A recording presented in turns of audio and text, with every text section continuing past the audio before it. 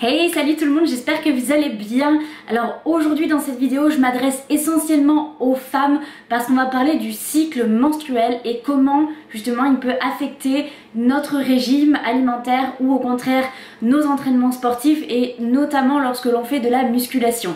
On m'a beaucoup posé cette question et je me rends compte aussi autour de moi qu'on est plusieurs dans ce cas à se demander comment ça se fait aussi que avant nos règles ou pendant nos règles on est plus ou moins fatigué, ou est-ce qu'on a plus ou moins de force à tel moment dans notre cycle, et surtout pourquoi on a très faim à certaines périodes et beaucoup moins à d'autres. Donc j'ai beaucoup travaillé sur cette vidéo pour essayer de vous donner des éléments de réponse, parce que ça m'a énormément intéressé de travailler là-dessus, parce que moi-même j'ai été dans ce cas où pendant mes règles j'étais complètement perdue. Donc déjà il faut savoir qu'un cycle menstruel ça dure 28 jours et ça commence de la puberté jusqu'à la ménopause, et c'est absolument essentiel d'avoir nos règles pour la grossesse et donc la reproduction.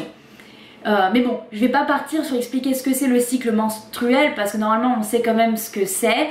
Mais ça implique énormément de changements hormonaux jusqu'à ce que l'on devienne fertile, et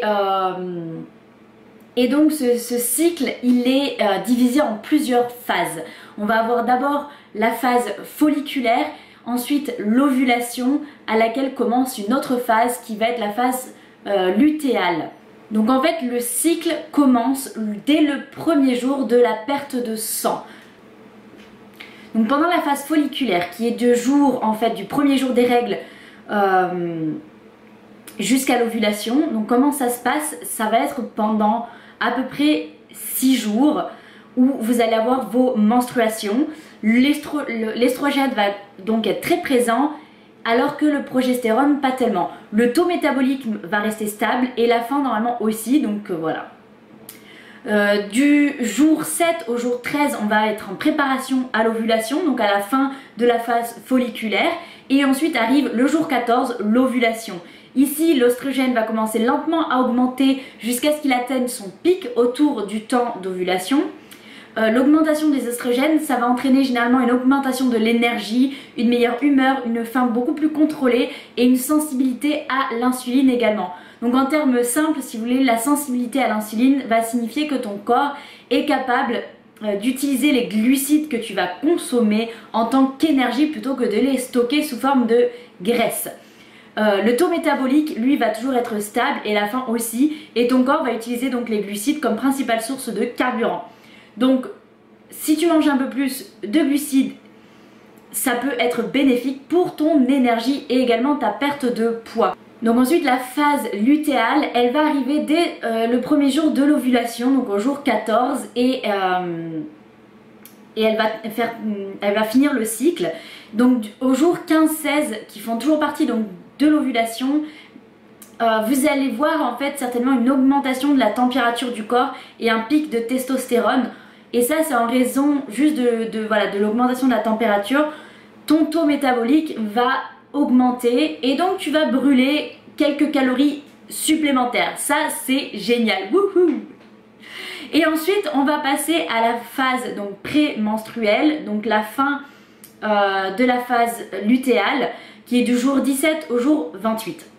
Dans cette phase là, généralement l'oestrogène a considérablement diminué et la progestérone elle par contre a bien augmenté et elle atteint même son apogée. Tous les effets positifs de l'oestrogène vont être bloqués par la progestérone. Donc pendant ce temps-là, vous aurez généralement moins d'énergie, plus de faim, surtout la dernière semaine, donc avant les règles, de très faibles niveaux de dopamine et de sérotonine qui vont eux conduire, si vous voulez, à des fringales, et notamment à des fringales sucrées. Pourquoi? Tout simplement parce que la dopamine et la sérotonine sont des substances chimiques produites naturellement par le corps, et lorsqu'elles sont présentes, elles influent positivement sur votre humeur, votre énergie et votre concentration. Sauf que en fait lorsque ces niveaux sont bas, le corps il va chercher des moyens de les augmenter. Et donc en fait si vous consommez des aliments qui sont plus riches en glucides et en sucre, et ça donnera à votre corps un taux élevé et naturel, on va dire, de sérotonine et de dopamine. Donc en fait, par conséquent, qu'est-ce qui va se passer? Votre corps, il va avoir beaucoup plus de fringales, des envies plus riches en glucides et en sucre. C'est un petit peu un cercle vicieux.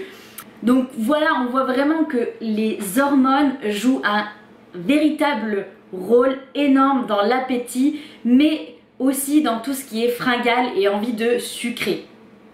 Donc maintenant on va voir en fait comment on peut adapter ça à notre régime alimentaire. Et quand on regarde un petit peu les études sur le sujet, encore une fois je vous mets tout en barre d'infos, elles démontrent que les femmes mangeraient plus de calories lors de la phase folliculaire contrairement à la phase lutéale. En gros, dans les études, ils montrent que ce serait 1720 calories contre 2013 environ dans ces deux phases-là, soit une différence de 305 calories. Et ça, c'est dû donc à la diminution de l'oestrogène, comme j'ai expliqué avant. Donc en fait, comment on fait pour gérer son régime alimentaire dans ces cas-là? Et pourquoi pas commencer une diète, donc un régime plutôt pendant la phase folliculaire, c'est-à-dire la semaine des règles, donc dès le premier jour de vos règles, parce que l'appétit n'est pas à son apogée, vous n'avez pas encore ces fringales qui arrivent. Mais encore une fois, ça va dépendre beaucoup des femmes et de vos hormones. Donc basez-vous vraiment sur votre expérience et comment vous ressentez tout ça. Si vous voyez que vous êtes dans une période de fringales, justement, où vous avez des envies de sucrer, commencez pas votre régime, attendez un petit peu que cette phase-là passe. Ensuite, ce que vous pouvez faire également aussi, c'est faire une pause dans votre régime. Lorsque vous avez commencé votre diète depuis un certain moment, mais que vous voyez que vous avez des phases un peu comme ça, n'hésitez pas à faire une pause, c'est-à-dire en fait tout simplement de revenir à votre maintenance, donc manger ce que votre corps a besoin, ce qu'il brûle au quotidien, ce qui ne vous fera ni grossir donc ni maigrir. Et généralement c'est pendant donc la phase lutéale. Parce que comme ça vous allez moins craquer sur des conneries, on va dire entre guillemets, parce que vous mangerez un peu plus pendant cette phase et vous pourrez repartir une fois que les fringales sont finies sur votre régime. Mais ça, faites-le uniquement quand vous en ressentez le besoin, parce que ça fait du bien et ça va vous relancer et vous remotiver également.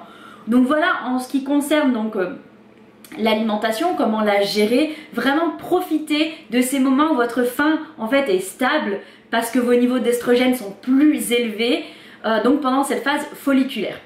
Alors que lorsque le progestérone va prendre un petit peu le dessus, et bien là vous pouvez augmenter légèrement vos calories, vraiment très peu, 100-200, pour répartir un petit peu justement ces fringales et que ça ne soit pas un frein pour ralentir vos progrès. Ensuite du coup, comment vous pouvez combattre un petit peu ces fringales qui arrivent à ces moments-là? Essayez de, au lieu de craquer sur des bonbons, des chocolats, des beignets, des glaces, tout ça, essayez de commencer par déjà des morceaux de fruits, surtout les pommes qui vont être très calantes lorsque vous avez vraiment envie de sucrer. Et comme ça vous consommerez quand même moins de calories, quelque chose d'un peu plus sain, avec en plus voilà, des vitamines et des minéraux. N'hésitez pas aussi à vous supplémenter en magnésium. Pourquoi? Parce qu'en fait lorsque vous avez un niveau d'oestrogène très élevé et aussi de progestérone, ça peut perturber complètement les niveaux de magnésium dans votre corps. Et comme ce magnésium il joue un rôle dans plus de 300 fonctions dans le corps, c'est énorme, il est vachement important pour les femmes. Et donc un maintien d'un niveau normal en fait de magnésium va beaucoup vous aider à contrôler ces fringales, parce que généralement quand il est bas vous allez avoir beaucoup plus faim, et en plus ça va pouvoir réduire certains symptômes du syndrome prémenstruel. Alors j'ai été beaucoup sujette à ça et je le suis encore, et je pense que vous êtes très nombreuses aussi à l'être. Qu'est-ce que c'est le syndrome prémenstruel? C'est avant nos règles, généralement entre 2 et 10 jours avant nos règles, on a des symptômes de dépression, d'irritabilité, d'agressivité, de tension. On est vraiment énervé, tendu, et on peut passer du rire aux larmes en 3 secondes. Et évidemment on va avoir aussi mal à la poitrine, des ballonnements, le ventre gonflé, des douleurs, etc. Alors qu'on n'a pas encore nos règles, et on a des baisses d'énergie également. Et le magnésium peut aider à ça. Donc qu'en est-il au niveau de l'entraînement sportif? Là pareil, je me suis basée véritablement sur des études et qu'est-ce qu'elles ont montré ces études? Et bien tout simplement en fait, on est plus forte pendant la phase folliculaire. Ensuite, cette phase-là nous permet vraiment d'optimiser le gain musculaire parce qu'on a plus de force. Et ça, donc, je le répète, ça va être les 2 premières semaines en partant du premier jour des règles. Et ensuite, pendant la phase lutéale, donc du début à la fin, surtout vers la fin, on commence à ressentir beaucoup plus de fatigue. Et donc là, on va avoir un peu plus de mal à travailler la force. Donc comment on peut arranger tout ça finalement? Et bien puisqu'on est plus fort pendant la phase folliculaire, pourquoi pas se concentrer plutôt sur un entraînement de force, donc porter du poids plus lourd, mais avec des répétitions un peu plus légères, c'est-à-dire dans une tranche entre 6 à 8 répétitions par série. Alors que dans la phase lutéale, puisqu'on commence à être plus faible, eh bien se concentrer plutôt sur un haut volume, un volume élevé d'entraînement, donc sur des répétitions qui vont plus de 10 à 12 par série, puisqu'on est plus fatigué. Et la dernière semaine, celle juste avant les règles, où c'est là où vraiment c'est un petit peu plus compliqué pour nous, et bien pourquoi pas quand vraiment on ressent une fatigue plus intense, tout simplement faire une déload, c'est-à-dire une décharge. Donc en fait, notre entraînement va être un peu plus léger, on va diminuer notre charge de 15% en moins par rapport aux autres semaines. Pas tout le temps, hein, seulement quand on en ressent le besoin, tout simplement pour optimiser nos performances en fonction de notre corps. Parce que, encore une fois, je le répète, on est toutes différentes et certaines ne vont pas ressentir le même effet. Sachez bien en plus, quand même très important à noter, que ceci est totalement valable pour les femmes qui ne sont pas sous contraception. Si vous avez une contraception, ça peut être complètement changé parce que nos hormones vont être complètement chamboulées et parfois même certaines pilules, vous n'avez pas la phase d'ovulation puisque c'est le but, on n'ovule pas. Donc tout ça, ça peut être complètement chamboulé, notre cycle n'est pas du tout de la même manière. Donc là, encore une fois, reprenez ce même système, ce même schéma en adaptant avec vraiment votre ressenti et comment vous sentez en fait dans votre corps au niveau de la fatigue et de la faim. Donc en fait, pour résumer tout ça, pendant la phase folliculaire, on est plus forte, on peut tolérer le plus de volume, le plus de poids et gagner le plus de muscles. Donc qu'est-ce qu'on va faire? La première semaine des règles, on va travailler plus la force de 6 à 8 reps et là on peut commencer aussi notre diète parce que notre faim est stable. Ensuite la deuxième semaine où on va être du coup à la fin de la phase folliculaire, on va commencer plus à travailler sur du volume, donc plus de l'hypertrophie avec des répétitions de 10 à 12 des séries plutôt de 10 à 12 répétitions et là on peut continuer normalement notre régime sans problème. La semaine 3 où on va être donc au début de la phase lutéale, on va travailler sur la progression, c'est-à-dire qu'on va rester dans le même volume, 10 à 12 reps et donc travailler l'hypertrophie mais vraiment travailler la progression. Et ensuite on va passer donc à la dernière semaine qui est la semaine où on est les plus faibles. Donc là peut-être pourquoi pas faire une petite pause dans la diète ou tout simplement augmenter légèrement les calories pour assouvir nos petites envies. C'est là où on aura le plus faim, donc là où il faudra se reposer aussi le plus. Pourquoi pas faire une cure de magnésium également et diminuer notre poids à la salle si vraiment on se sent fatigué parce que c'est là où on a le moins de force et donc diminuer notre volume et pourquoi pas même des fois tout simplement faire une décharge au niveau de l'entraînement et donc baisser nos poids de 15%. Voilà, j'espère que j'ai été claire et que j'ai un petit peu réuni tout ce qu'il y avait à savoir. Si vous avez d'autres questions, n'hésitez pas.